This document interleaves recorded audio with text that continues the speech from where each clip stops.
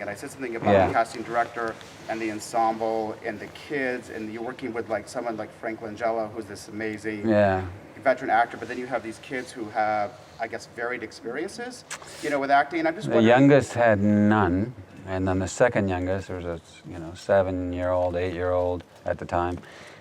She had done a little bit, but they're pretty precocious. They weren't very nervous in front of the camera, and they were really well prepared. And as you can see in the movie, they're really good actors. So what was one of the things I loved about it is it felt like it was improvised, and there was a sense of naturalness with them. Was there a long rehearsal period, or how did you work with them to sort of make it just feel like a family? I mean, was it just a lot of rehearsal or improvisation? Well, I got to be part of the final auditions, like the final candidates for each of the kids' roles, which was good. It was good for the director because he could see how I would interact with kids, and it was good for the kids because they got to act with the person who was going to play the role of the father. And it was great for me too because I was worried. I thought, well, it's a great script, but these are complicated roles. These kids, how are they going to be able to do this? You know, they have to say some really smart things, and they have to be very dedicated, you know, physically too. They're kind of hard roles to play. Even for adults. And I thought, unless they find 6 great kids, we're going to have a hard time making a movie as good as the script. And as soon as I saw those auditions, I realized that any of the candidates were going to be great. So that was a load off my mind. So that helped them and helped me get to know them. And then later on, a couple weeks before we started filming, we all met up in Washington State and practiced all those activities that you see in the movie, you know, that like the martial arts and the rock climbing, and played a lot of music, you know, we were jamming a lot together and improvising. I mean, all the things you see, the meditating, the physical exercises we had to do. Some of the girls that you see in the movie that they're like dressing out a deer and starting to skin a deer. They had to go, they went to a farm and learned how to do that. I think they learned with sheep. And, you know, the oldest boy had to practice, he practiced for months, I think, that yoga, those poses he does, those are hard to do. I had to learn how to play the bagpipes after a fashion. I worked on the guitar. I hadn't played the guitar before that. My brothers can play, but I don't. I play the piano, so I had to work on that. And, you know, we all had to do things separately, but we did a lot of group activities for a couple of weeks. So by the time we started filming, we were really a tight unit. We were a good team.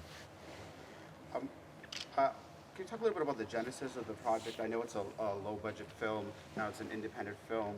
And I'm just wondering how difficult. Is this for you here? Yeah. If you want to get closer, maybe then it'll look like I'm not looking so far away. Sorry. If that works, yeah. So I just wanted to, I know it's an independent film, and I know it's hard to get these funded, and I know, and I didn't know what the genesis was of the project. Did you know the director personally? Did someone give you the script? How involved were you in the, you know, helping getting the project made? I didn't know Matt Ross. He's the guy who wrote and directed this beautiful movie, Captain Fantastic. I read the script that was sent to me by my agent. They said, this guy's interested in you for this part. And when I read it, I thought it was one of the best things I'd read in years. I mean, it was a really, really great story, great original story. And as I say, you know, with all these kids' roles, we're all individuals, and I thought they're difficult roles. And I thought, you know, where are you going to find kids like that? You know, but they did. They did a great job of casting, and as I say, we worked together a lot and prepared together all the activities you see in the movie. You know, the rock climbing, the martial arts, the music, everything, and it was a really, really good experience. And Matt Ross I'd never met, but I knew his work as an actor. You know, he's done quite a few movies as an actor, and he's in Silicon Valley right now, and he was in Big Love before. He played a lot of shorts, I think. And he's done some shorts. He'd done one other full-length feature called 28 Hotel Rooms, I think it was called.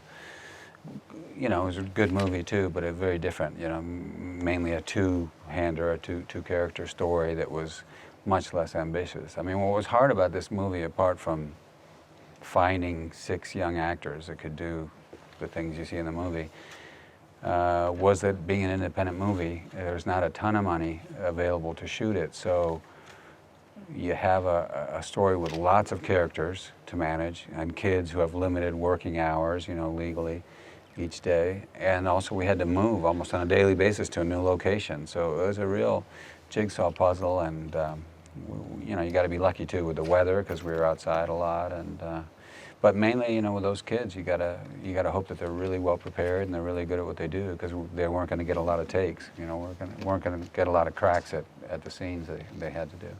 What was it like to work with them? I mean, did you end up being like a father figure off screen?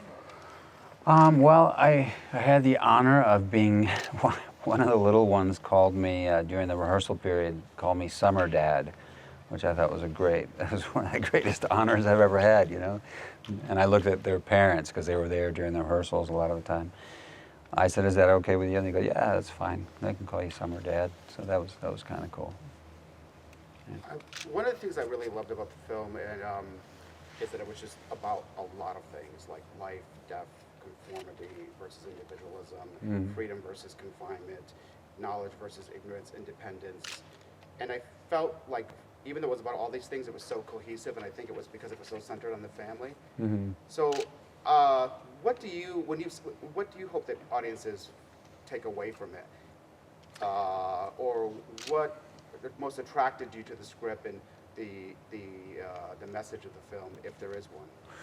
I don't think it's really a message film. I'm not really a big fan of message films that are obviously trying to tell you what you should think and what you should do.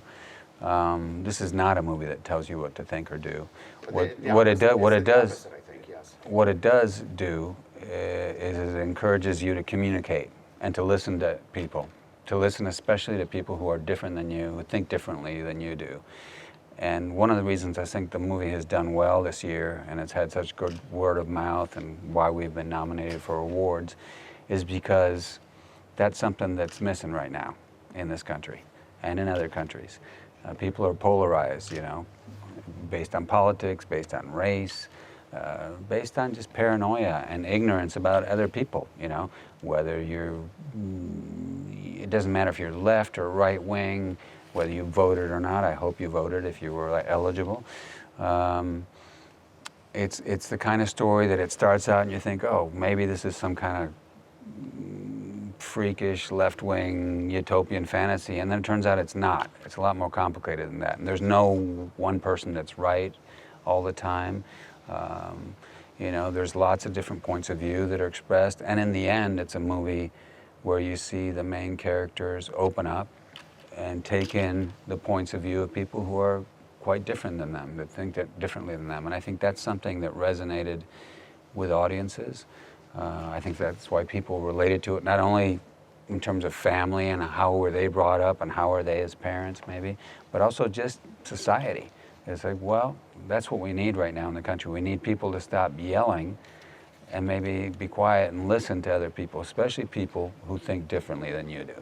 No matter how differently, no matter how much you might have been brought up to or instinctively feel that certain kinds of ideas, ways of thinking, you don't want anything to do with, and you maybe even despise those ways of thinking. And then if you just listen and you talk with, you can find some points in common with anybody. That's, I think, the message of the movie, if there is one, or that's what it stimulates in people. They communicate, listen to people who are different. I think we really need that in the country, and I think people want to see that in their politicians, and they're not seeing it. They want to see that in their leaders, they want to see that in their communities, they want to see that in their families, I thought that was well balanced with the actors that played your sister in the film. Yeah, Catherine Hahn, Right, Steve and Hahn. Steve Zahn. I thought that was well balanced. How they had some really good points about the lifestyle that made sense, and it didn't seem like it was all their way or no way. And Frank Langella and Ann Dowd are the He grandparents. had a complexity to him and that character as well. I'm going to let these other guys ask some questions. With the current political climate, could you see a family going off grid because of that? Yeah, you could see someone wanting to go get away from it all, the craziness and the lack of communication. But I don't think it's a movie that says, you know, you got to go out and live in the middle of the forest or up on top of a mountain and get away from everybody. You don't literally have to be off the grid to practice what this family tries to practice, which is being completely honest with your kids, you know, hopefully choosing your words wisely depending on how old each kid is, but being honest with them. Don't lie to them. Listen to all points of view, have open, free discourse within the family, and encourage kids to think for themselves. And not only to think for themselves, but to be able to defend their ideas and to remain open to other ideas. If someone comes along with a better idea than yours, be open to changing your mind. And you see that happening in the story. I mean, the father, I guess, tries to educate him that way, but he's human, and he goes against his own teachings because he becomes kind of rigid sometimes. He contradicts himself. I mean, I like the role a lot because he is so human. He's full of contradictions, but he's also, in the end, he's humble enough to take on board the fact that he's not always on the right track and that he's got some things to learn and that he needs to find a new balance as a father if he wants to be the kind of father he aspires to be. You know, and I think the title, Captain Fantastic, you could put a question mark after it. It's really an aspirational title. It's kind of ironic. You know, I say a question mark because is he a fantastic captain or not? And if he isn't, why isn't he and when isn't he, you know? But thanks to his kids in part, and thanks to the grandparents and his sister and brother-in-law, he comes around and shows some flexibility, you know, and I think that's something we all need to do, you know. There's no family relationship, there's no one-on-one relationship, there's no community, there's no country, there's no such thing as a democracy. That's something you got to work at, and it takes communicating, it takes listening to people. Just to say we live in the United States of America and it's a democracy, it's like, well, for the moment, maybe, or how much isn't it a democracy and how much better could it be? And let's say we all agree that today it's a democracy, maybe, you know, then tomorrow you got to start over. And that's just person to person. And that's what you see in this movie. You know, people working at getting along and realizing once in a while that they're not right, that they don't have all the answers, and they need to listen to other people to find their way. Growing up here in the North Country, did you use any of that in this role, or did it help shape the role at all, or how you approached it? Well, I mean, not just here, but I've during my childhood as well, before being in the North Country, I always liked the outdoors, but certainly in the North Country, I've always enjoyed being out in the woods or being on the water. I've always liked fishing. I like to go hunting. I like the outdoors generally, so I was comfortable and happy filming all that stuff in Washington State in the woods. And maybe it helped me a little bit. It helped that I knew how to put in a garden, because I put in like the vegetable garden that you see in passing in the beginning, and you know, certain things with our home in the woods that I felt at ease with, and I could be a little helpful to them. I took a pickup load of stuff that I said, if you guys want to use any of this stuff, you can. I had a canoe and bicycles and all kinds of, some of the stuff you see, even down to pots and pans and books and clothes, and yeah, there's a bunch of stuff from, some of it from here, you know. So yeah, I guess in some way, being out in the woods in a sort of a northern climate, I felt right at home based on my upbringing, sure. How well did the Oscar nomination change your career, or I mean, you obviously got a very established career, but what will happen from here in the future? This is what I'm asking. Well, you never know. But I mean, the actual ceremony, I would say that I'm an extremely heavy favorite not to win, and that's fine. It'll be more relaxing, I suppose. I'll just get to go there and have some fun. I'll go with my son, I think. But obviously, if you're nominated for an important award like that, it makes it a little easier, at least for a time, you have some more options in terms of work that you might get. In my case, I've also written some scripts, and I'd like to direct one. Maybe it'll help me a little bit in that regard. You never know. But the main thing that I like about it, that I find positive, is, as I say, a movie like this, you know, it's a real shot in the arm, because we don't have the promotional money, like to put ads on TV and stuff.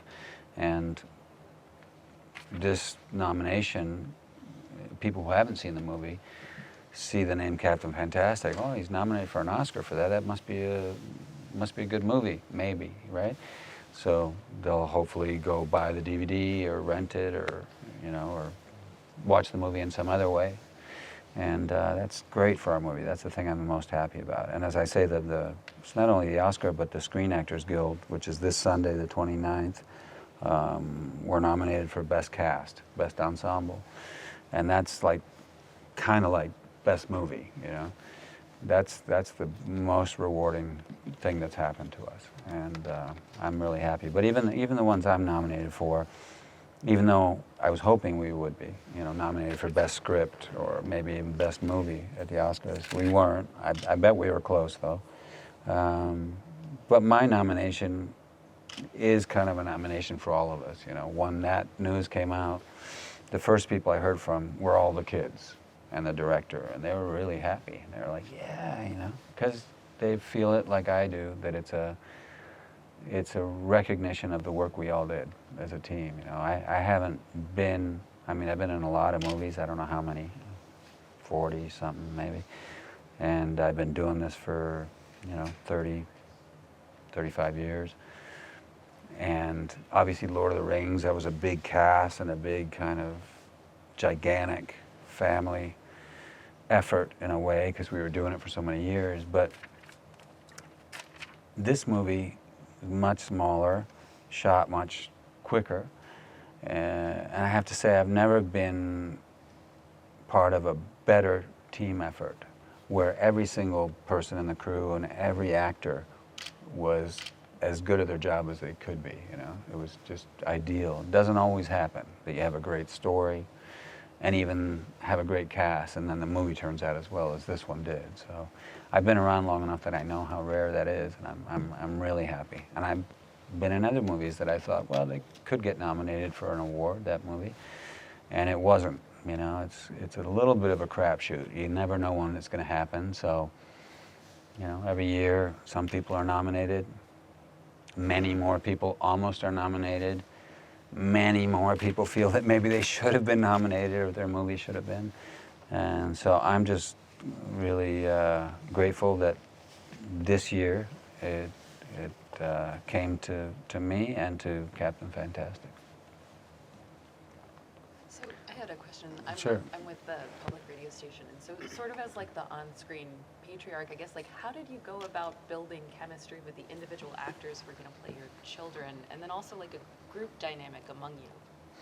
Well, we were just hanging out together. As I was saying, the period of rehearsals, we did lots of stuff every day, lots of different activities. We were rock climbing, we were doing martial arts, playing music, all the stuff you see in the movie. So we got to know each other really well, especially the music, because it's like a non-verbal communication, and you're kind of getting a feel for each other's rhythms, and so I guess we were just really comfortable and relaxed around each other by the time we started filming, and that helped us to be able to do things quickly, efficiently, and have fun. It didn't, it's still work, and you're still worried that you're going to lose the sunlight and you're not going to get everything filmed that day. But the key was really not only that we rehearsed and got along well before we started, but also that the director always made us feel like there was plenty of time, even if there wasn't, and that it was just play, that it was just fun, That was especially important for the kids, I think.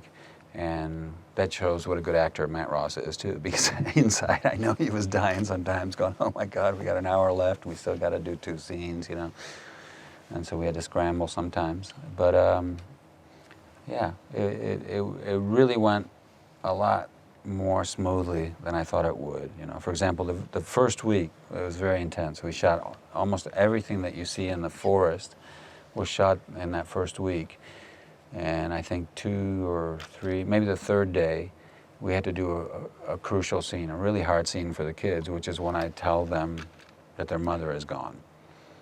And that's a very intense scene, a very difficult scene to act, especially for the littlest kids, and they all did it so well. It was amazing. I knew after that third day, when they did that scene, that we could do anything as a team. That was very encouraging. At first I was worried. I thought, it's a shame we have to do this so early before we get our rhythm, you know. It'd be nice to have shot a couple of weeks before that, but it was great. It was kind of like, I guess, trial by fire, but I think that having been together for weeks before that, practicing things together, there was a level of comfort and, you know, don't worry about it. Whatever you do is going to be right. You're well prepared. Trust yourself. But that was kind of the, you know, leadership by example, I guess, from the director. He made us, he's an actor. He's a very good actor, Matt Ross. And he made us all feel that we could do it. You know, that we could do it together if we just trusted each other, and he was right. You know.